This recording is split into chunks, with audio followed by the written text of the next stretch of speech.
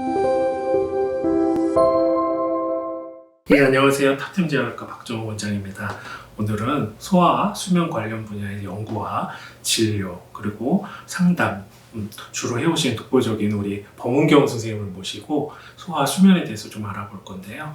아주 오랫동안 독보적으로 소아에 대해서 상담하시고 연구하셨던 그 내용들을 오늘 하나하나 질문을 통해서 좀 알아보는 시간을 가졌으면 좋겠습니다. 범은경 선생님을 소개합니다. 안녕하세요. 엄은경입니다. 반갑습니다. 선생님, 수면이 얼마나 중요할까요? 요새는 이제 아주 성인들에 있어서는 수면 이야기가 예전에 비하면 정말 많이 나오고 있잖아요. 중요하다고. 근데 소아들의 수면은 성인만큼 중요하고 어찌 생각하면 성인보다 더 중요하다고 볼 수 있는데요. 일단 성장 중이기 때문에 신체 성장에 대해서도 수면이 미친 영향이 크겠잖아요. 성인들은 이제 정서 문제를 많이 얘기하죠.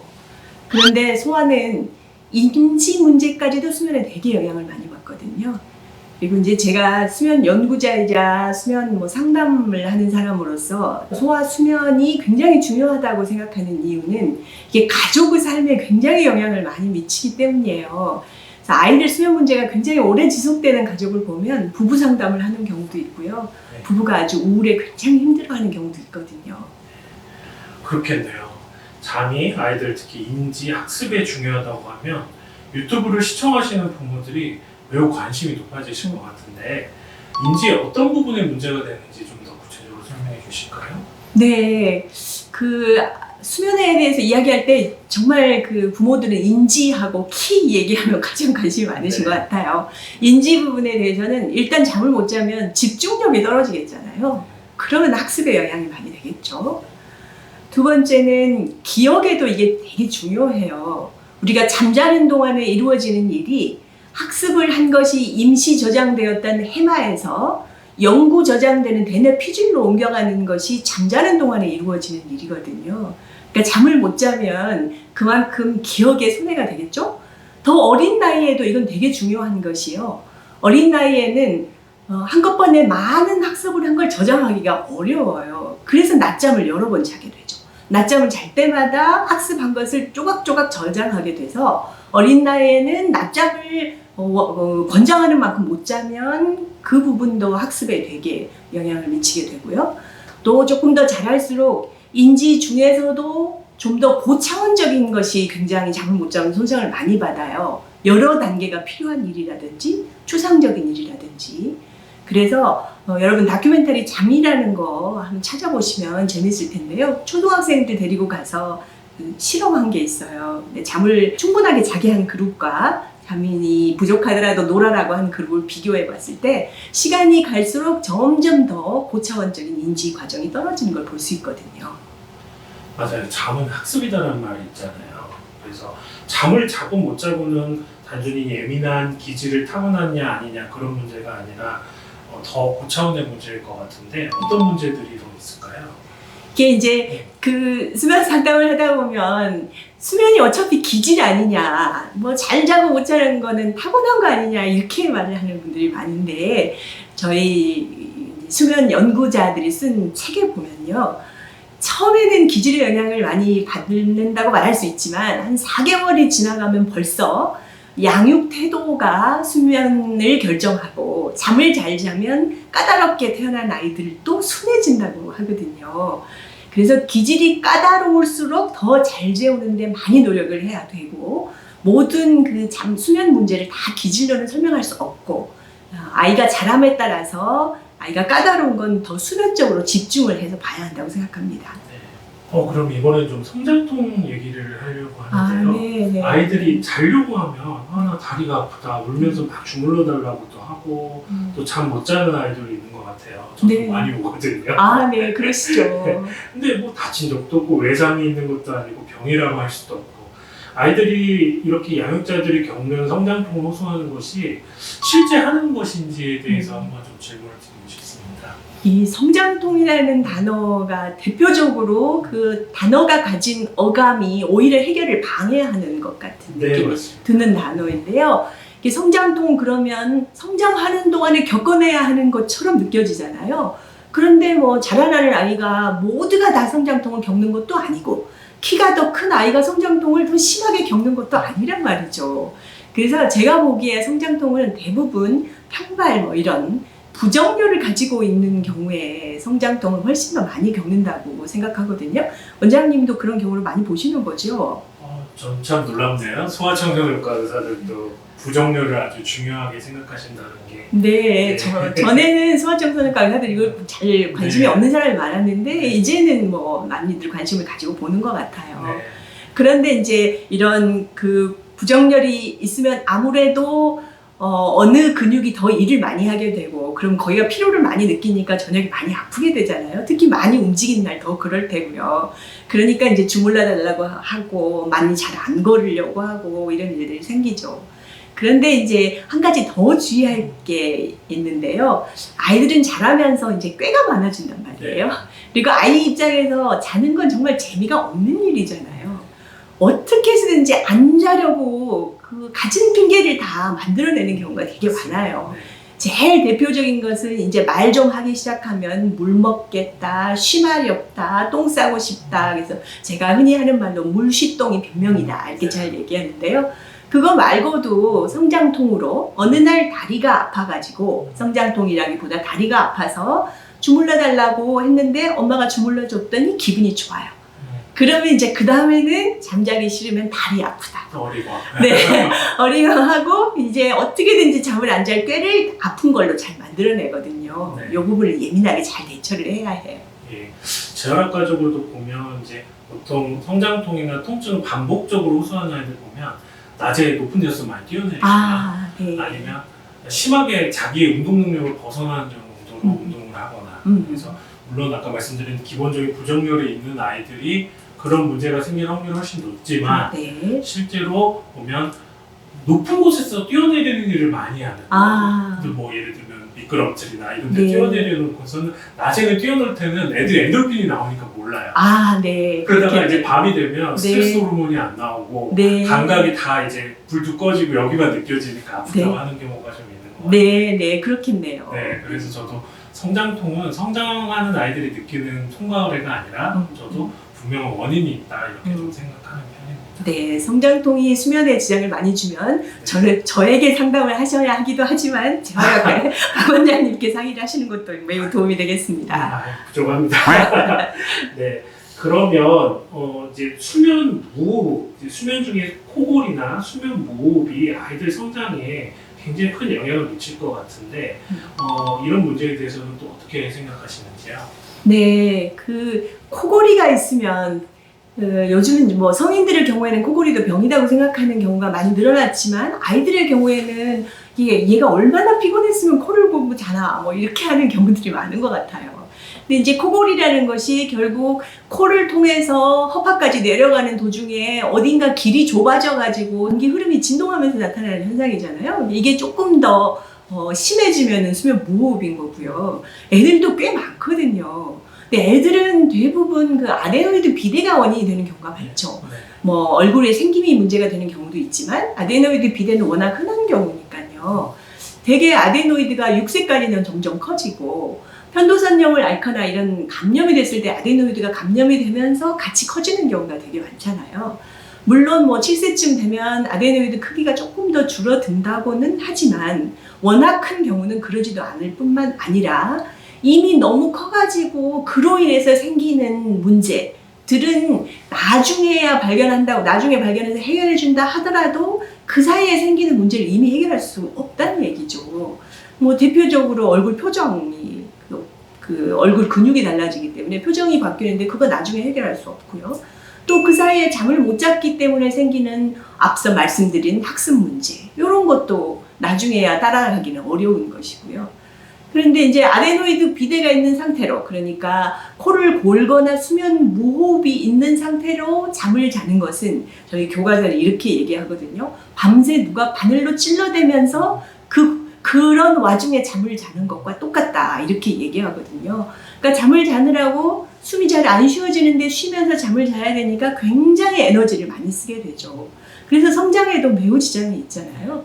그래서 아데노이드 떼내고 나서 성장이 급격하게 좋아지는 애들 많이 있잖아요. 또 인지도 학습도 마찬가지입니다. 잠을 못 잤기 때문에 학습에 지장이 됐던 것이 학습 효과가 확 좋아지는 경우도 있고. 그래서 이제 아데노이드 비대 때문에 수면 무호흡이 왔다면 뭐 수술을 해야 되는 거겠죠. 이제 수술이 무섭다고 피하려고 하는 경우들이 예전에는 굉장히 많았는데 우리나라는 이미 이 수술에 대해서는 뭐 노하우가 굉장히 많이 축적돼서 수술을 무서워할 일은 아닌 것 같아요. 근데 제가 이제 원장님 그 쓰신 책을 보다 보니 수면 무호흡의 재활 치료 같은 게 있더라고요. 네. 아이들도 수술하지 않고 수면 무호흡을 재활 치료로 할 수 있는 방법이 있을까요? 네, 있습니다. 지금 안쪽에 전시되어 있는 슬기로운 코골이 재활 운동인데 그 옆에도 보면 우리 범경 선생님이 쓰신 스르륵 수면 교육책도 제가 비치해놨으니 참고하시고요. 우선은 기본적으로 아이들은 아데노이드 비대, 즉 코 뒤에 있는 리프 조직이 커져서 물리적으로 기도를 막는 거기 때문에 사실은 수술이 트리트먼트 옵 초이스 선택이라고 돼 있는데요.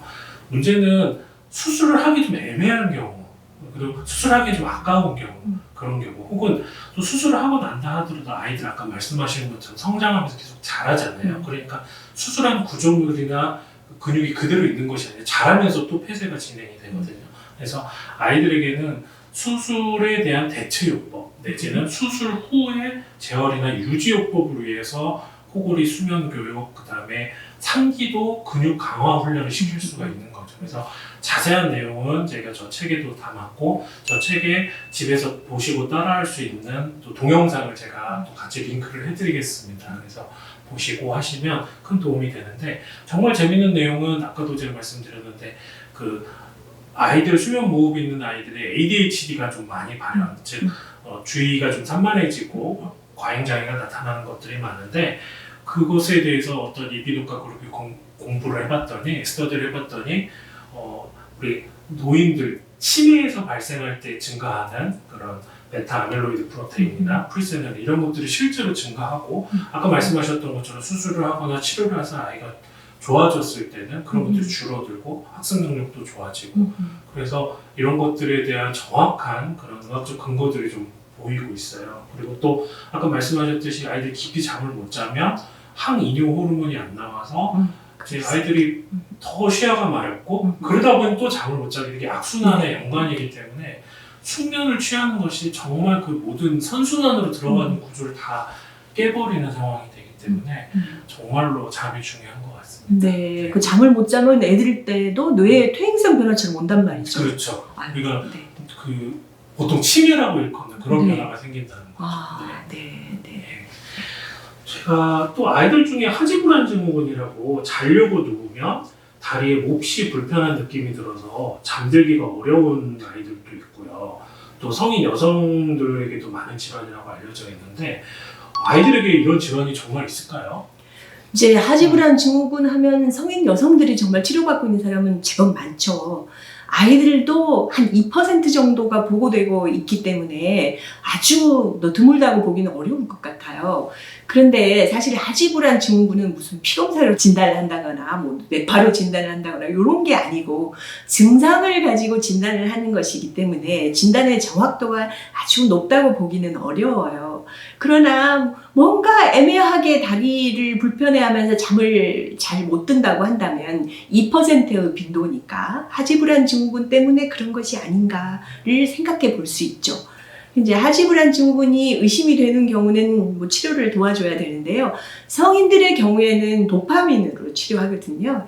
근데 아이들에게는 도파민 이런 신경 전달 물질을 치료하기는 아직은 어려우니까 치료는 철분으로 하거든요. 철분이 어떤 위험한 치료는 아니기 때문에 철분 용량을 확 올려주는 치료를 한번 하면서 아이의 반응 상태를 보는 것도 좋을 것 같아요. 그런데 다만 하지불안 증후군이라는 게 다리가 불편하니까 자꾸 아이가 움직인단 말이에요. 잠을 못 자고. 그러면 이게 움직인다는 게 ADHD 아까 말씀하신 주의력 결핍, 과잉행동 증후군을 앓는 아이들도 굉장히 많이 움직이면서 잠들기를 어려워하거든요. 이게 하지불안 증후군인지 ADHD인지 애매한 경우들이 있을 수는 있어요. 또 어떤 경우는 두 가지가 겹치는 경우도 있고요. 또 잠을 못 자면 ADHD 같은 증상이 나타나는 경우도 있고, 그래서 이런 경우에는 만약에 잠이 정말 문제가 된다고 한다면 소아신경과라든지 이쪽하고 협업해서 아이를 좀 보여보는 것도 좋을 것 같아요. 알겠습니다. 제가 듣기로는 우리나라 사람들이 세계에서 잠자리에 드는 시간이 가장 늦다고 하는데 우리나라 아이들은 좀 어떨까요? 또 잔다면 몇 시쯤 자야 할까요? 우리나라 성인들이 가장 잠자리에 드는 시간이 늦은 것이야 여러분들 너무 잘 알고 계실 텐데, 최근 연구에 보면 영유아들도 우리나라가 세계에서 1, 2등으로 늦게 자더라고요.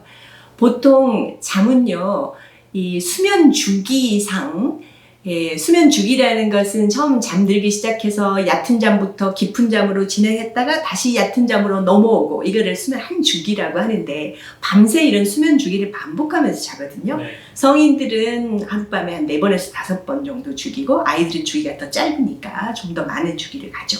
그런데 수면 주기 중에 초저녁, 보통 자정 이전에 그 수면 주기일 때 깊은 잠이 가능하다고 하거든요. 그래서 잠을 늦게 자면 늦게 잘수록 새벽에는 잠이 얕아지니까 깊은 단계의 수면에 못 가고 얕은 단계의 수면만 거치는 수가 있어요. 근데 깊은 단계의 수면일 적에 성장 호르몬도 나오는 거거든요. 그래서 성장 호르몬의 영향을 잘 받고 싶어도 일찍 자야 되는 거죠. 그리고 이제 그 수면 호르몬이 나오는 시간, 각성 호르몬이 떨어지는 시간, 이런 것들을 보자면 세계 수면학회에서는 저녁 7시를 가장 잠 재우기 좋은 시간이라고 얘기하고 있는데, 우리나라는 7시에는 정말 그 7시를 얘기하면 다들 어이없어 하죠. 그래서 저는 상담할 적에 7시는 차마 말하지 못하고 8시 정도에는 재워야 한다고 이야기하고 있습니다. 8시 이전에 재워야 된답니다. 네. 다들 참고하시고요.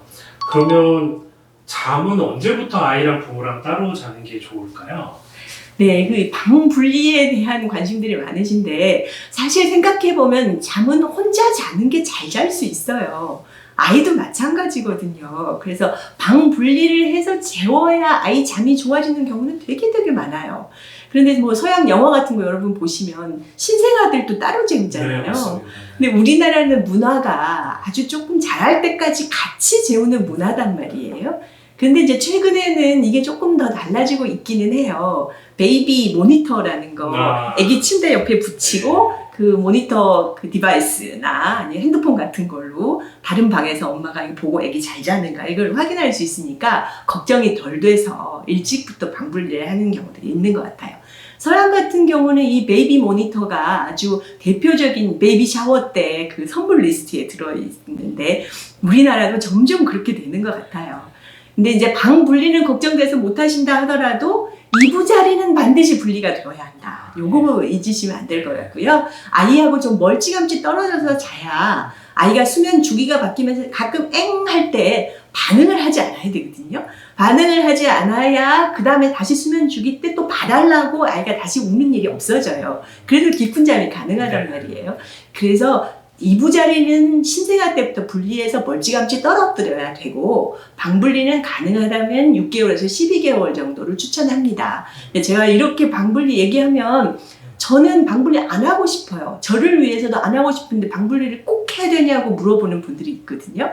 만약에 엄마, 아빠, 아이 모두가 한 방에서 같이 자는 게 서로 수면에 전혀 영향을 주지 않고 셋 다 잠이 충분하고 괜찮다. 그러면 늦게 분리하셔도 괜찮아요. 그런데 한 사람은 아빠는 너무 불편해서 아이를 따로 재우고 우리 부부가 같이 자자 하는데도 엄마가 아이가 울어서 안 돼. 이렇게 하면은 안 된다는 얘기죠. 사실 아이가 어렸을 때는 그 집안의 권위는 부모에게 있어야 되는 거잖아요. 아이가 고집 부린다고 그대로 따라가면 안 되는 거잖아요. 수면에 있어서도 그렇게 생각을 해야 되고요. 만약에 이제 아이가 방 분리를 못하고 한 대여섯 살 되어버렸다. 그때 방 분리를 어떻게 해야 되냐. 그러면 그땐 좀 준비가 필요합니다. 예를 들어서 아이하고 같이 방을 꾸미는 시간도 필요할 수 있고요. 잘 때 좀 잘 잘 수 있는 날부터 그 방에 가서 연습을 할 수도 있고요. 그런 준비가 좀 필요할 수도 있겠습니다. 그런 단계가 필요하군요. 마지막으로 요즘 휴대폰이 수면에 가장 큰 적인 것 같은데 아이들에게는 이 휴대폰이 어떤 영향을 미치는지 궁금합니다. 이제 휴대폰 그 모니터의 블루라이트가 대표적으로 수면을 방해하잖아요. 그 수면 호르몬이 잘 분비되지 않게 하고, 그뿐 아니라 휴대폰을 통해서 보는 영상들이 자극적이기 때문에 그것이 또 뇌를 진정되지 않게 해서 수면에 되게 방해가 되거든요.